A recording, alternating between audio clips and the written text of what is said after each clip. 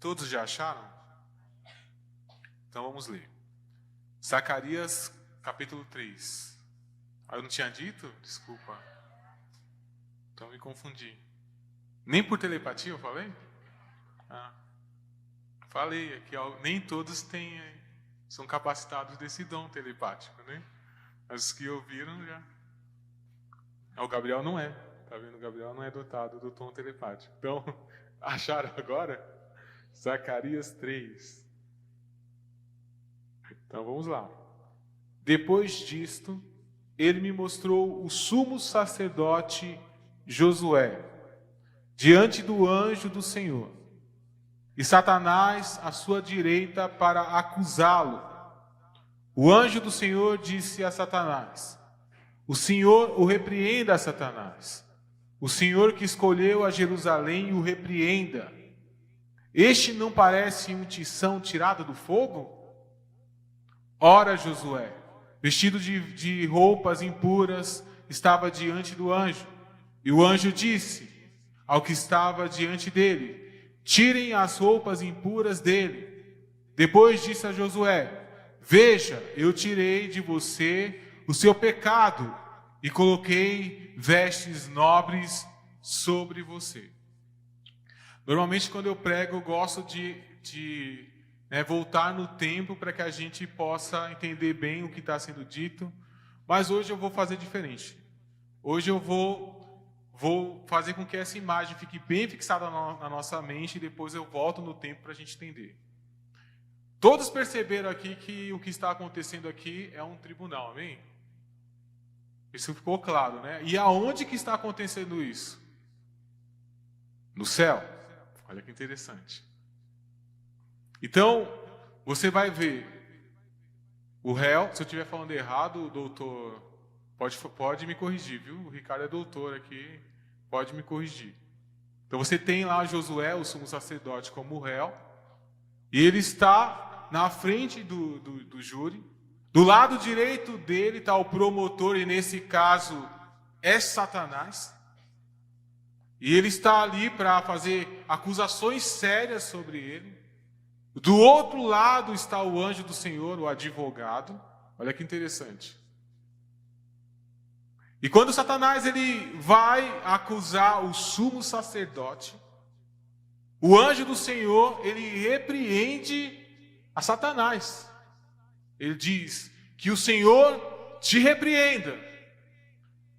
Ele olha para o sumo sacerdote e diz o seguinte: que estranho isso aqui, né? Num tribunal, imagine. Tragam roupas limpas. E o sacerdote é dado roupas limpas. E ele ainda aconselha o sacerdote, dizendo: veja, eu tirei de você o seu pecado e vou colocar vestes nobres. Esse primeiro cenário aqui ficou bem montado na nossa mente, amém?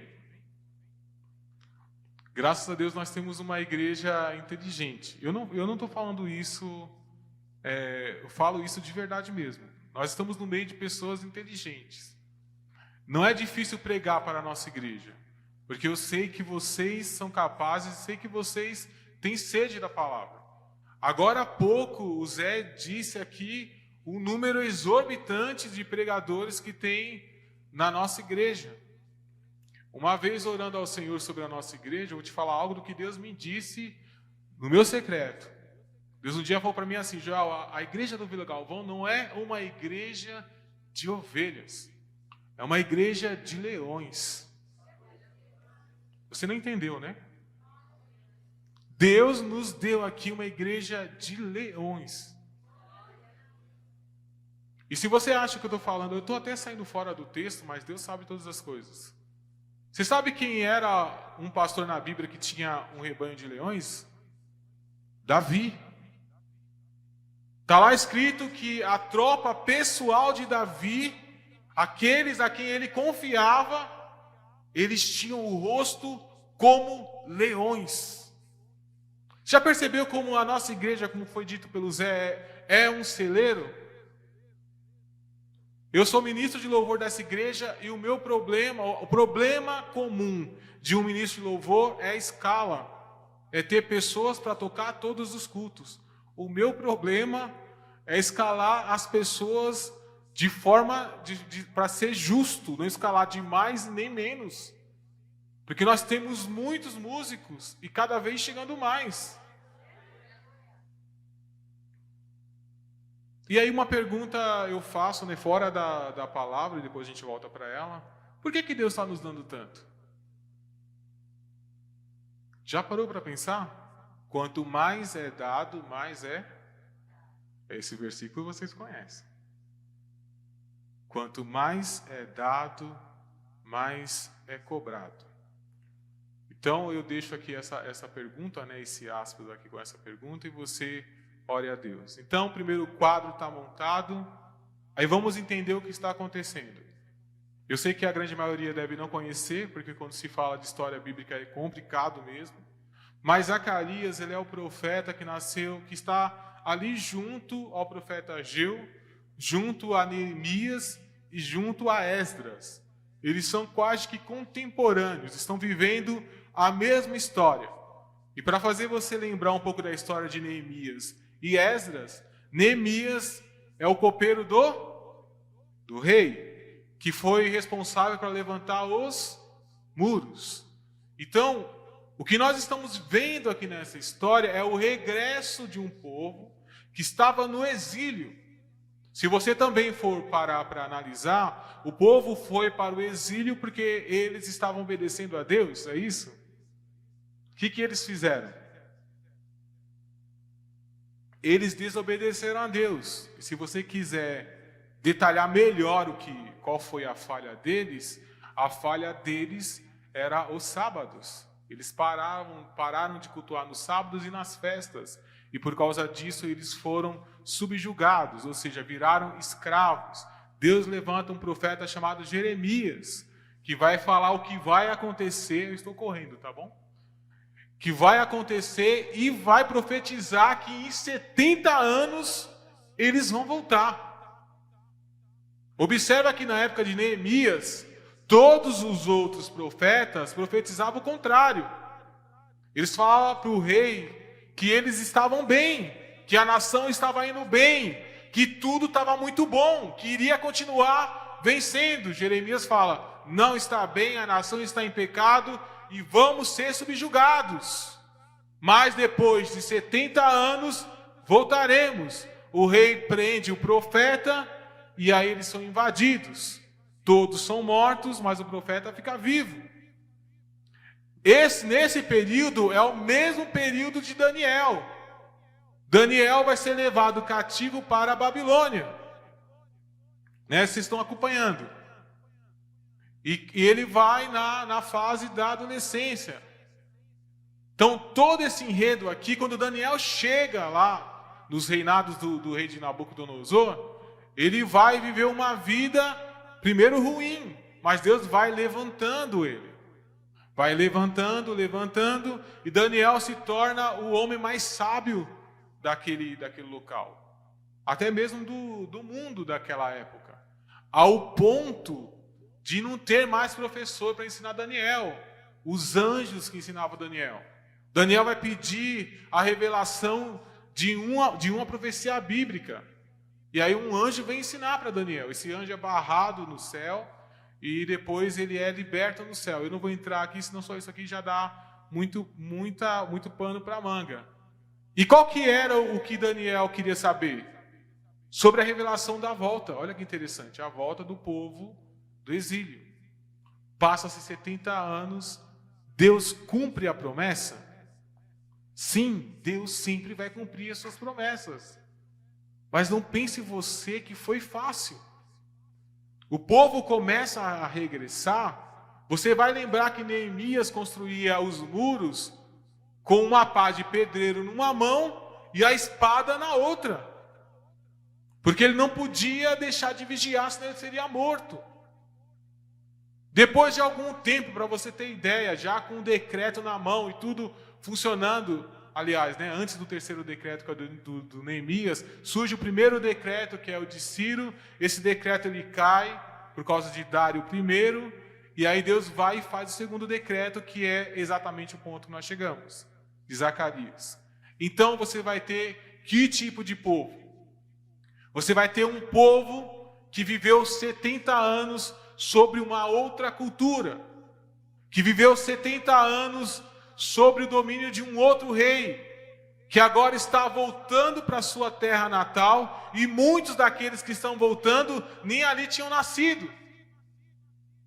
Então, como é que esse povo volta? Volta com costumes estranhos. E aqui está a nossa primeira revelação. A Babilônia simboliza quem? O mundo. Todas as vezes que você lê Babilônia, Babel na Bíblia, ela simboliza mundo. Durante o nosso dia, você convive com crente 24 horas? Não convive, nem eu convivo. Eu acho que dos que convive mais sou eu, porque como dou aula de música, a maioria são evangélicos, mas mesmo assim, eu até falo que se você um dia passar na rua lá da minha casa, vai achar que eu me desviei. 8 horas da manhã tá rolando um rock, às 10 um sambinha, antes do almoço um forrozinho, aí de tarde os crentes começam a chegar. É assim, eu dou aula de música. Eu sei que você também convive em um ambiente que não tem 100% de cristãos. Que você vai me falar que você não ouve palavrão. Ou vai me falar que não tem aquelas piadas sem graças. Já, mas aonde que você quer chegar com isso? Eu quero dizer que nós todo tempo estamos no meio de pessoas que vão tentar nos sujar. E aí cabe a você escolher estar no meio dessas pessoas ou não. Você tem que saber com que tipo de pessoa você vai andar.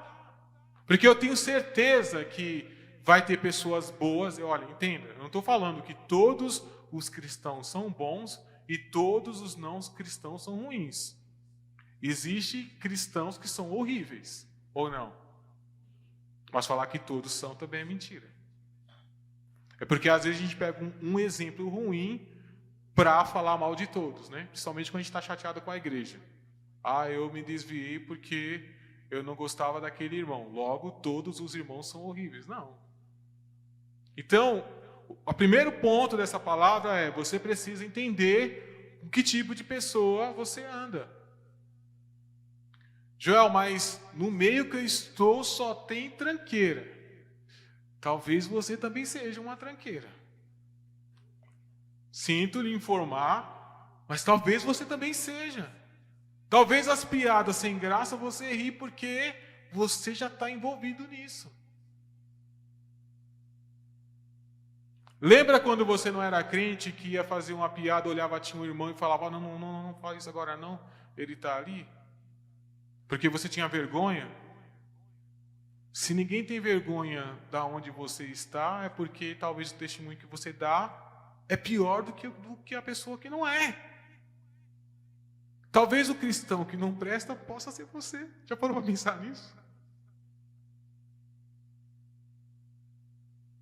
Então hoje aqui é uma chamada. Não vim aqui para te acusar, mas eu vim aqui para te chamar ao retorno daquilo pelo qual você escolheu ser. Você escolheu ser uma coisa há algum tempo da sua vida, que é o que faz você entrar aqui nesse lugar. E se você de repente é essa pessoa, ainda dá tempo de mudar. Agora, uma outra coisa. A luz, ela brilha aonde? Nas trevas. A luz tem que brilhar nas trevas. Imagina se aqui nesse teto tivesse 100 mil luzes. Você não ia nem conseguir enxergar direito, né? Digamos que o projeto da Belle fosse só a luz do teto. Você ia sentir falta se uma lâmpada apagasse? Não, só tem luz, tudo de luz não tem. Mas se nesse projeto só tivesse uma lâmpada, quando apagasse você ia sentir falta. Porque a luz tem que brilhar nas trevas. O que eu estou dizendo para você hoje é: você precisa ir lá para fora, mas precisa ir brilhando. Você tem que ir, mas tem que ir salgando, tem que ser sal. Jesus disse que o sal que não salga, para mais nada presta, a não ser para ser pisado pelos homens. Então, o que eu estou te dizendo não é para você sair do seu emprego. Deus te colocou lá como estratégia. Sabe, aqui foi citado diversos pregadores, né? Que não é o número total da igreja. Mas a nossa igreja tem que ser formada de igrejas de pregadores, aonde a maior pregação não seja subir nesse altar. Que a maior pregação seja o seu dia a dia. Que mesmo que você não abra a boca para repreender ninguém, eu já vou aconselhar para você não fazer isso, porque é chato você ficar acusando as pessoas, mas só o fato de você estar lá possa criar na outra pessoa uma vergonha ao ponto da pessoa nem querer falar palavrão. É isso, é ser luz. Mas o povo, voltando para a palavra, eles estavam vindo da Babilônia com os costumes da Babilônia, com a cultura da Babilônia. E aqui eu quero também trazer um outro ponto. Você sabe que você não faz mais parte dessa terra, amém? Alguns fazem parte ainda. Você sabe que você não faz parte dessa terra, amém? Ó, o número de salvos está aumentando. Você sabe que você não faz parte dessa terra, amém? Amém, não faz. Se você não faz mais parte dessa terra, qual que é a sua cultura? Dos céus. Se você tivesse nascido não vou ficar nessa brincadeira, quem nasce na Inglaterra, não é isso, né? Não precisa dessa brincadeira, mas se você tivesse nascido lá, sua cultura era inglesa. Você iria falar inglês, né? Não é isso? Você iria tomar o chá da tarde lá, não é? Você é brasileiro, você é cidadão do céu. Qual que é a cultura do céu? E é isso que às vezes falta em nós. Nós temos uma cultura muito mundana. Muitos de nós ainda somos muito católicos. E muitos é pior até que isso. Precisamos adquirir uma cultura do céu. Falar como o povo que vem do céu. Agir como eles agem. Ah, Joel, é falar de Bíblia o dia inteiro? Não. Né? Você não precisa. Já pensou você no seu trabalho? Ó, vamos acordar, vamos abrir aqui no Gênesis. Não dá. Mas uma coisa você tem que saber. Talvez você seja a única Bíblia que as pessoas vão ler. Você não precisa falar da Bíblia, mas você vai ser a única Bíblia que eles vão ver. O único pregador que eles vão ouvir. Gostamos às vezes de acusar pregadores, mas às vezes fazemos pior. Você viu aquele pregador, subiu no altar, saiu de lá, traiu a esposa. E você? Às vezes não trai, mas canta, às vezes não faz isso. Você entendeu? Você é o pregador do local de trabalho, da sua faculdade, da sua escola. Você é a Bíblia. Muitas vezes valorizamos demais o livro, Bíblia, mas ele só tem valor porque tem papel aqui, porque a capa é de couro e é preta, é pelas coisas contidas aqui. Mas não vai ter poder nenhum se tiver contido aqui e não tiver contido aqui. Você está entendendo isso? Para mim adquirir a cultura celestial, ela tem que estar na minha mente, fazer parte do meu coração, ser o meu ponto de decisão. De repente você é aquele que diz assim, eu sou pavio curto. E outros, eu nem tenho pavio. Eu não tenho pavio. E essa questão de temperamento é interessante que eu já vou dizer, isso não vai ser mudado, tá? Deus não vai mudar o seu temperamento, Ele vai aperfeiçoar. Você entende isso? Deus não quer, meu pavio é longo, né? O meu já é o contrário, é longo, dá a volta na rua 50 vezes assim. Graças a Deus, né, Chico? Eu consigo explicar a mesma coisa 50 vezes e na outra aula explicar de novo, E com um sorriso ainda, sorrindo. Eu não tenho esse problema. Quem convive ou já conviveu comigo sabe, eu não vou ter esse problema. Mas eu tenho outros. Você consegue entender isso? Esse não é um problema meu, mas tem outros. Tem outros problemas, que talvez é pior que esse. Mas o meu temperamento, ele foi tratado por Deus. Que acabou o tratamento? Não. Trata todos os dias. E assim tem que ser você. Tendo dito isso, a gente entende que o povo vai voltar para Jerusalém, para Israel, e eles voltam agora precisando ser restaurados em diversas áreas. Deus vai levantar um escriba para poder fazer com que o povo volte a entender as leis de novo.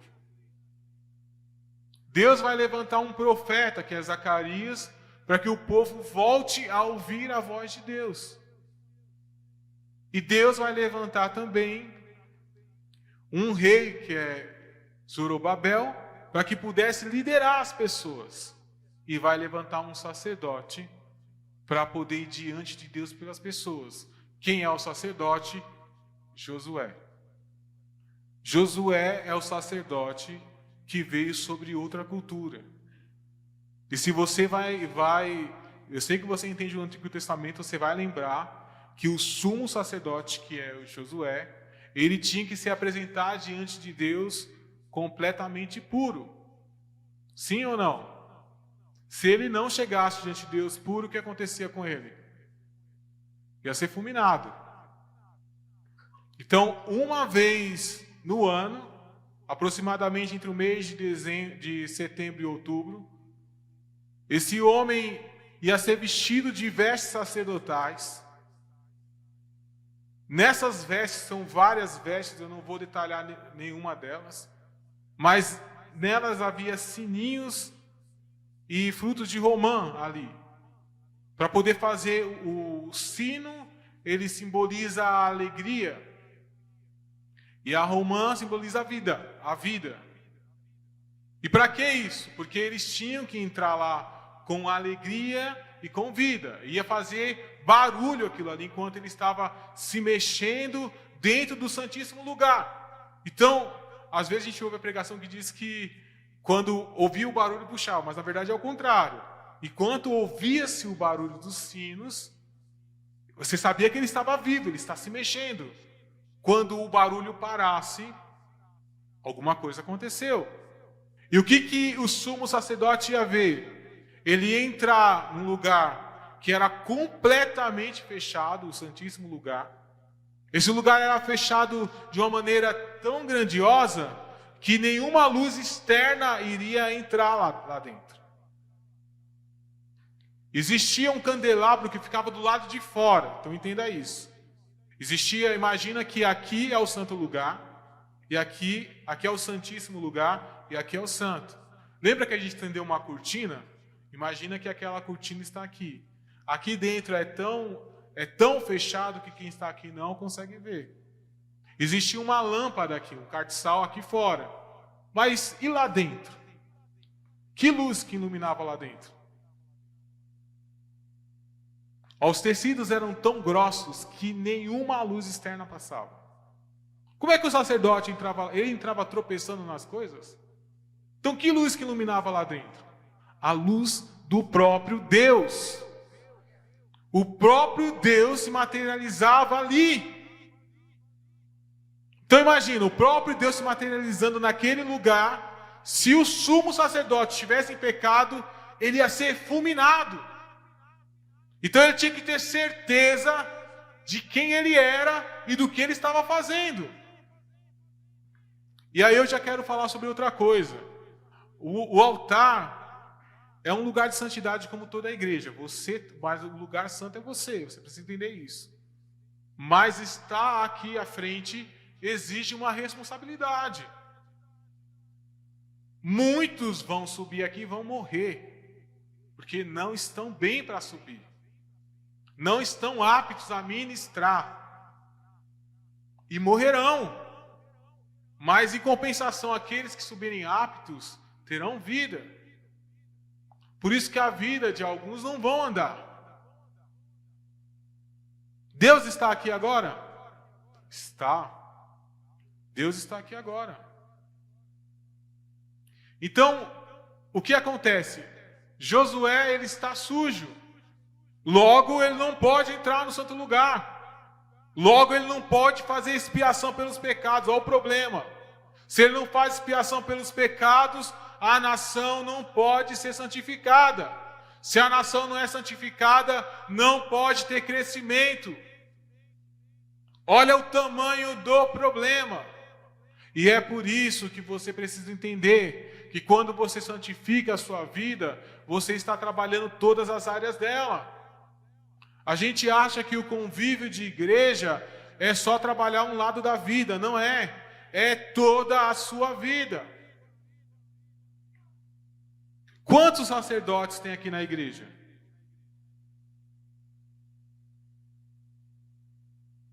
Todos. Todos nós somos sacerdotes. Você não tem mais que vir diante do pastor e falar assim, ó, pastor, fala com Deus comigo. Você não precisa fazer isso. Você até pode pedir uma ajuda em oração, mas você pode chegar diante de Deus e falar os seus problemas. Se você é filho ou se você é esposa, o sumo sacerdote da tua casa é o teu marido ou o teu pai. É dele essa responsabilidade. Ah, João, os meus pais não vêm na igreja. Então você acabou de ser condecorado a sumo sacerdote da sua casa. Você é a luz de Deus ali naquele lugar. Você entendeu por que tem que andar em santidade? Joel, mas não tem quem não erre. É verdade. E é sobre esse ponto que nós vamos entrar agora. Agora a gente começa a entender o texto. Está lá o sumo sacerdote. Está lá o acusador, que é Satanás. Se você abrir lá no livro de Apocalipse, está escrito que ele te acusa de dia e de noite. Ele não se cansa. Eu, como tenho uma imaginação bem fértil, eu imagino que para Satanás aquele julgamento já estava ganho. Por quê? Porque o sumo sacerdote foi com as vestes sujas. Era visível o erro dele. De repente, é a sua situação hoje. Muitos não conseguem entrar numa igreja porque julgam a si mesmo e não se acham capazes de estar aqui. Eu não sei que tipo de acusações você tem levado durante o seu dia. E sei que muitas das acusações que às vezes você coloca na sua cabeça, você acha que é Deus. Mas o texto aqui é claro em dizer que quem acusa é o diabo. Aqui está escrito que o advogado era o anjo ou seja, o anjo do Senhor. Quando você lê isso no Antigo Testamento, chama-se cristofania, que seria a representação de Cristo no Antigo Testamento. Olha que interessante. O próprio Cristo estava presente aqui. Nesse julgamento ele estava presente. Então, nas suas acusações, que se o diabo faz isso com você, primeira coisa é repreenda. Existe uma diferença muito grande de pecar e de iniquidade. Pecar é quando eu peco no meu dia a dia lá, eu acabo não querendo fazer, mas eu errei. E aí você tem o Espírito Santo de Deus. Quando você erra, a primeira coisa que acontece é o Espírito Santo de Deus mexer em você e falar, isso não foi bom. Já aconteceu isso com vocês? E aí você sente aquela tristeza, não é assim? E o que você faz? Você fala, Deus, me perdoa. Eu já oro assim, Senhor, me cubra com o teu sangue. Porque eu não quis fazer. Isso é o erro. Isso é o pecado. Todos nós aqui fazemos isso, não querendo. E a iniquidade? A iniquidade é quando você passa a pecar tão frequentemente que essa coisa, esse remorso que você tem, estou falando remorso que eu não encontrei uma outra palavra melhor agora, ela acaba. se torna costumeiro, se torna algo comum, algo que você faz e nem percebe. Sobre o pecado, Deus trata: iniquidade é contigo. Você consegue entender isso? Pecado, Deus resolve. Iniquidade é com você. Então, há coisas que você precisa deixar. Tem situações que é a sua decisão. Você precisa escolher. Hoje nós vivemos um momento da igreja que não se fala mais sobre essas coisas no culto, né? A gente quer falar sobre outras coisas. Queremos ocupar os nossos cultos de outras maneiras. Houve um momento da história da igreja no Brasil que os cultos só eram isso, né? Você ia para a igreja, era só você não, isso não pode, não pode, não pode, não pode, não pode, e você nem sabia mais o que podia. Eu louvo a Deus que tem que haver no nosso meio equilíbrio. Senão, imagina, você não pode fazer nada, as mulheres não vão poder mais cortar os cabelos, não vão poder usar calça. Não estou falando aqui das igrejas que mantêm isso. Cada igreja sabe o que é bom para si. Mas também há as igrejas que tudo pode. Você pode fazer qualquer coisa. Então, precisa haver um equilíbrio nas nossas vidas. Eu preciso olhar para mim mesmo e julgar a mim mesmo. Não é isso que a gente lê lá quando a gente tem um momento de ceia? Julgue-se ao homem a si mesmo. Conserte-se e tome a ceia. Então, se há alguma coisa na sua vida que já se tornou iniquidade, mude isso. Comece a mudar.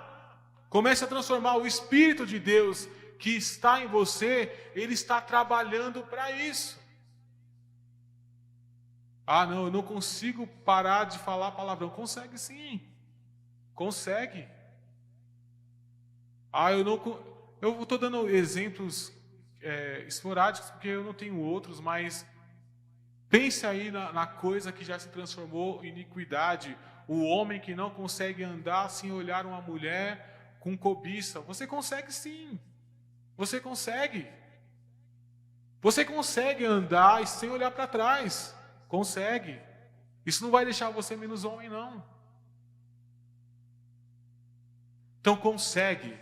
Nós conseguimos deixar a iniquidade. Eu sei que talvez não é a palavra mais agradável para domingo. Talvez você falou, por que eu vim hoje? Mas é porque você precisa. Então, precisamos de um ponto de equilíbrio, e é isso. Mas há coisas que Deus vai agir por você. E olha só que texto maravilhoso. Porque o sumo sacerdote, ele está aqui sujo, e o diabo o acusa para que ele seja fulminado diante de Deus. E aí Deus vai e coloca vestes novas. Ele merecia isso? Não. Ele é o sumo sacerdote.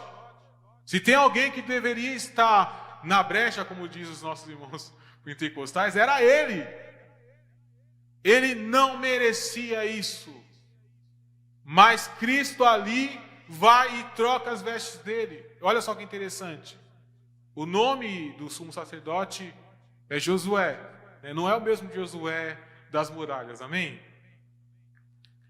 Você sabe qual que é o nome de Josué em hebraico? Porque esse nome está em português, né? Alguém já falou para vocês?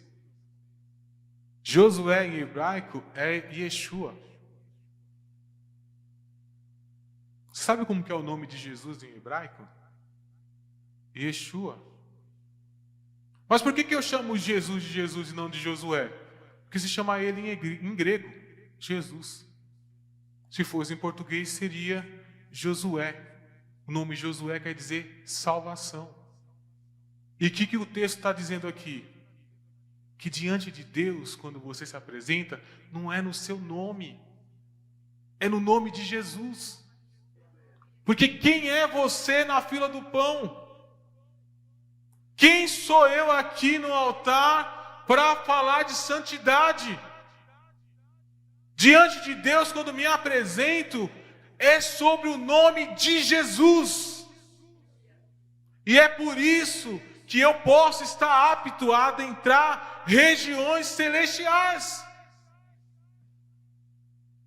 Talvez você não tenha entendido o que eu estou falando. Eu vou dar um outro exemplo. Uma vez, o pastor Gilvan estava ocupado, ele não está aqui hoje, eu ia perguntar se ele lembra dessa ocasião. E ele não poderia ir, eu acho que não tinha outros pastores para ir, e ele falou para mim assim: Joel, você me representa em determinada igreja? Na hora você tem medo, sim ou não? Sim. Mas eu falei: não, eu vou sim, pode deixar que eu vou. E fui representar o pastor Gilvan nessa igreja. Uma igreja pequenininha, assim, um ovo. Cabia 2.000 pessoas.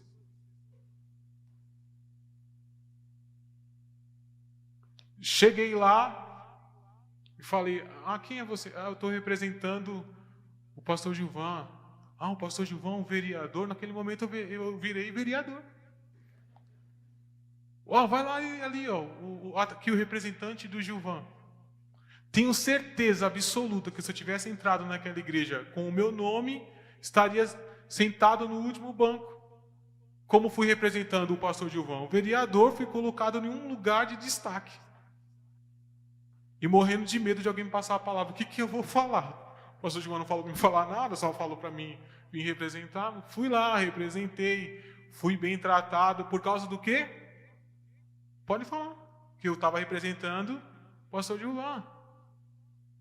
Quem você representa aqui nessa terra? Você está entendendo? Eu tenho medo de expulsar demônio. Não precisa. Ele não vai sair no seu nome. Sai no nome do Joel. Ele não vai sair. Sai no nome de Jesus. Eu morro de medo por orar por cura.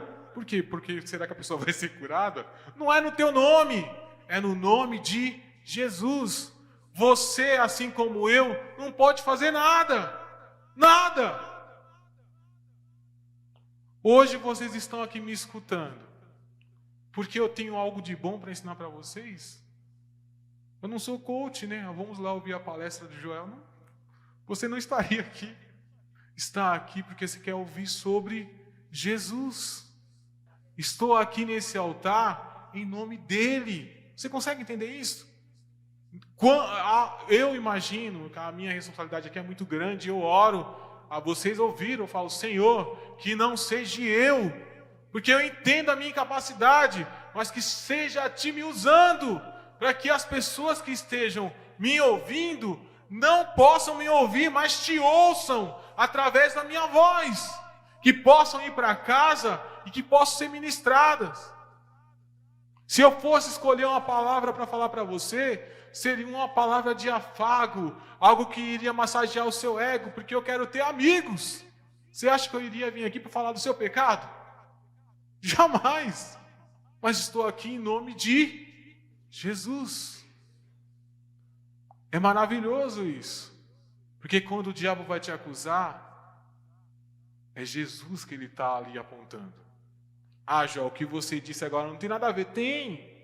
No próprio texto está escrito isso. E eu vou correr para encerrar. No texto está escrito o seguinte: eis que diante de ti, está escrito aqui nesse texto, depois você lê, não deu tempo de ler tudo, mas lá na sua casa você lê: eu pus a pedra perfeita, e sob esta pedra existe 7 olhos. Eu a esculpi sobre sua imagem. Quem é a pedra perfeita diante do sacerdote? É Jesus. Os 7 olhos são os 7 Espíritos de Deus.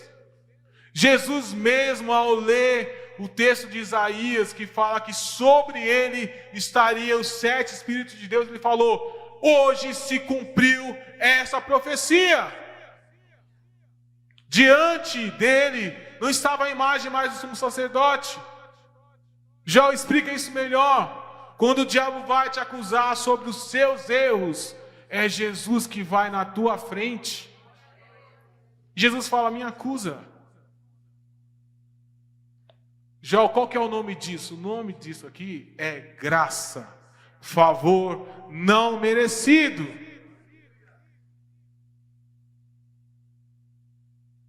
E é interessante isso. Porque mesmo diante de todo esse potencial aqui, Deus não deseja que você continue sujo. Observa aqui no texto, ele mesmo diz, vamos trocar as suas roupas, colocar vestes limpas. Se você for lembrar lá no livro de Gênesis, você vai lembrar que o homem, ele quando pecou, qual foi o primeiro sinal do pecado humano? A nudez, né?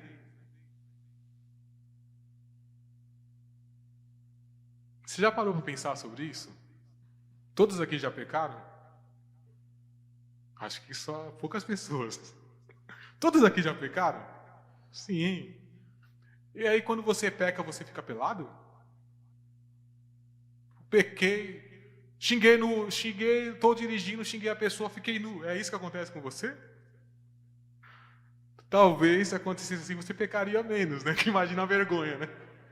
Pequei, ops, tô nu, meu Deus. Mas assim, e no Éden, como que aconteceu isso? Eles pecaram e ficaram nu.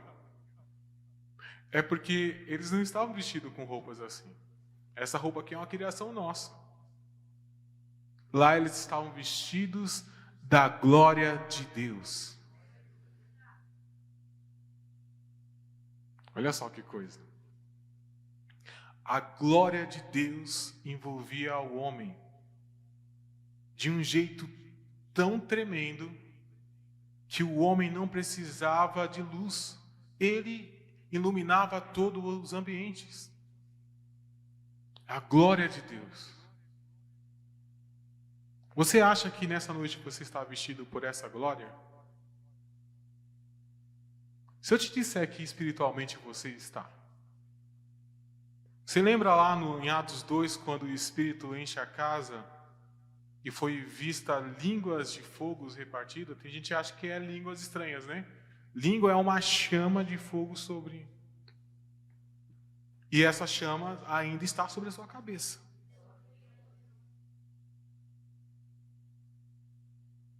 Você talvez não está envolvido em toda a glória, porque depende de você se sacrificar.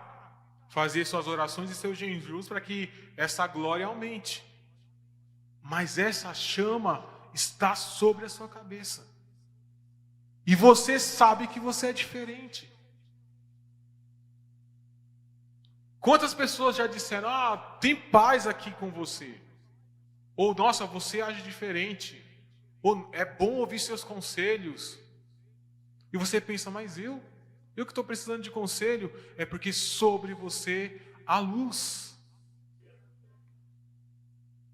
Então o homem estava vestido da glória de Deus, ele peca e ele perde essa glória. Eu vou partir já para o final. Quando o sumo sacerdote ele vai vestir as suas roupas, a primeira camada de roupa é uma roupa feita de linho sem costura. Olha que interessante. Que é uma roupa clara, uma roupa branca. E essa roupa vai sobre o sacerdote. Ela não pode ter costura e nem emenda. Por quê? Porque essa roupa simboliza a santidade. E a santidade é assim. A santidade não tem tratado. Não pode haver com outro tipo de tecido. Quando Jesus ele vai à cruz, vocês lembram lá que os soldados brigaram sobre as roupas dele? É a mesma roupa. Se você ler, vai ver que é um linho sem costura. Porque ele está indo diante da cruz como um sacerdote. Tudo tem sentido na Bíblia. Quando chega lá, pensa no que eu estou te falando. Os soldados vão rasgar as suas vestes. Não é isso? E vão repartir entre eles. Jesus fica nu. Fica despido. Porque naquele momento Jesus estava te representando, me representando. No erro estamos nus diante de Deus. É isso. A pedra perfeita é Jesus. E o texto diz que Josué, eu irei tirar o pecado do mundo em um só dia. Ele despido e sem roupa, porque eu sei que você imagina ele com uma cuequinha, né? Assim que você imagina.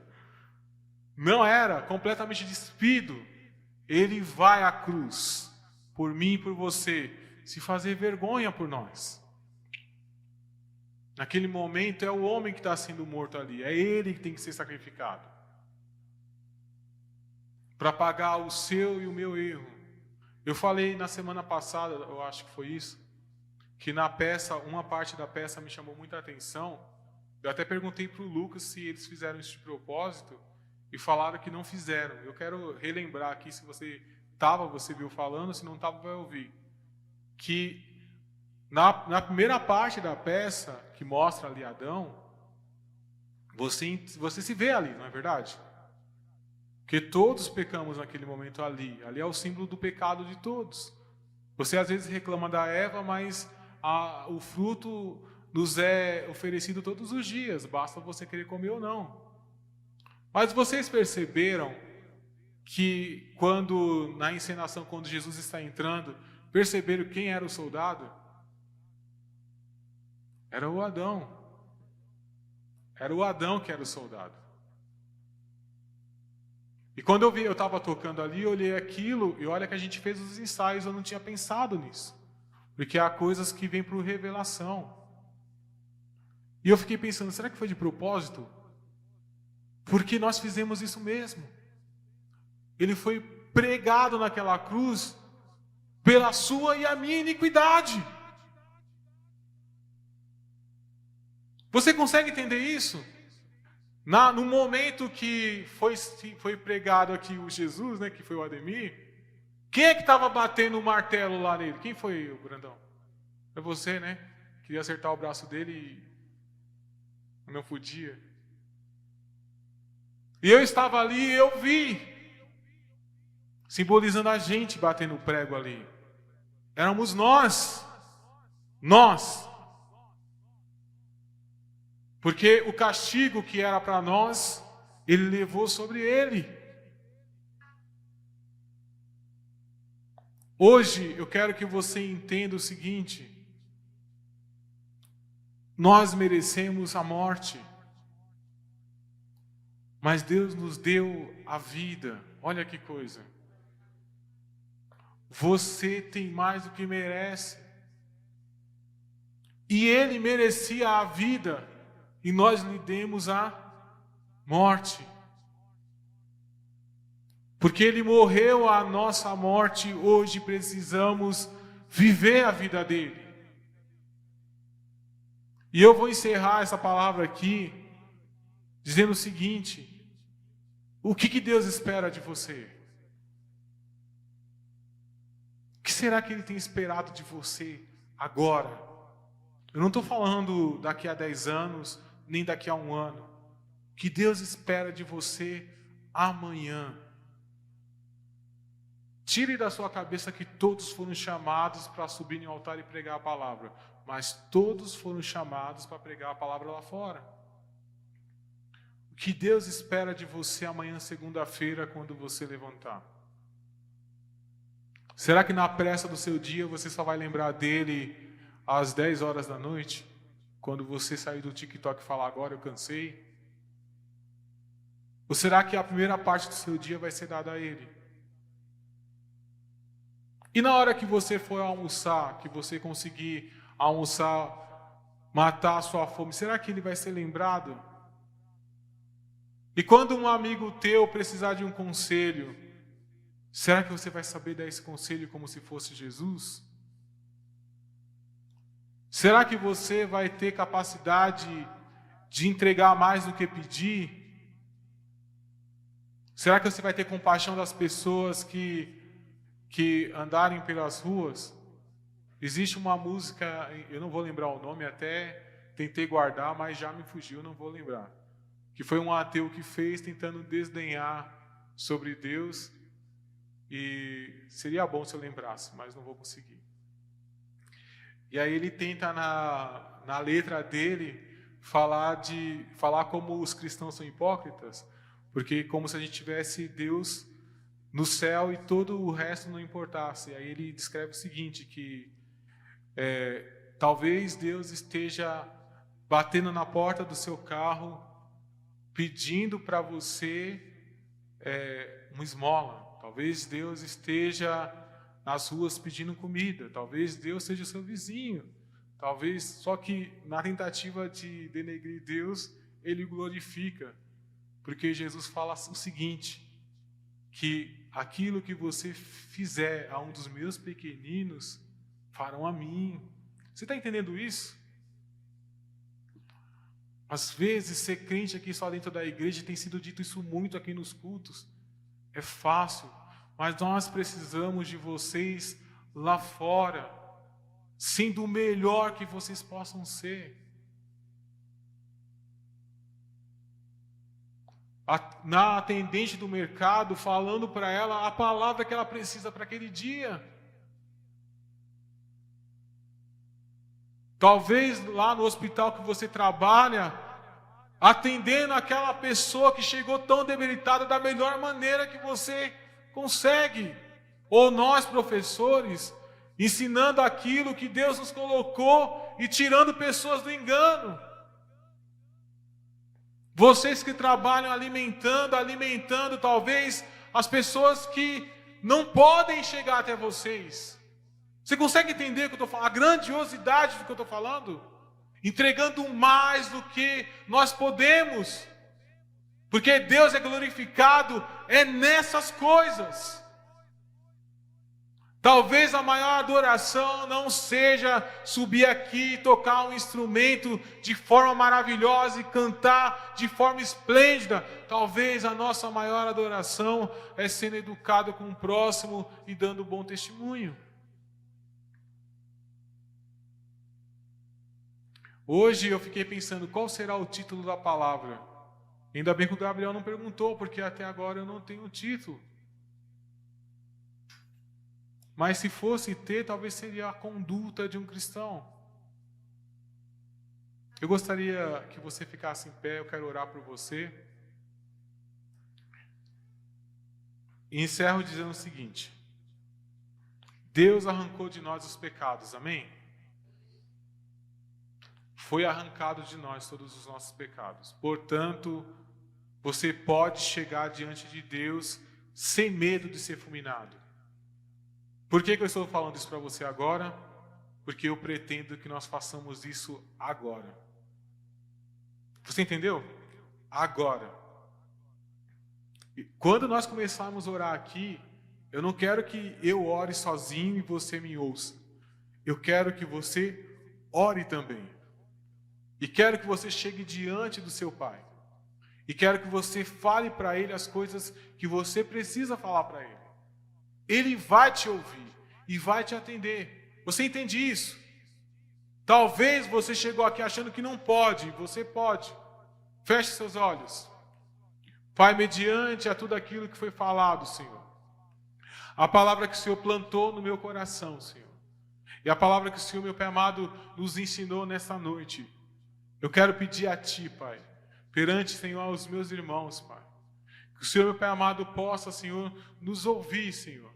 Sabemos que somos acusados diante de Ti, Senhor, de dia e de noite, Pai. Mas nós já tomamos posse da palavra, Pai, que diz, Pai, que o Senhor nos representa.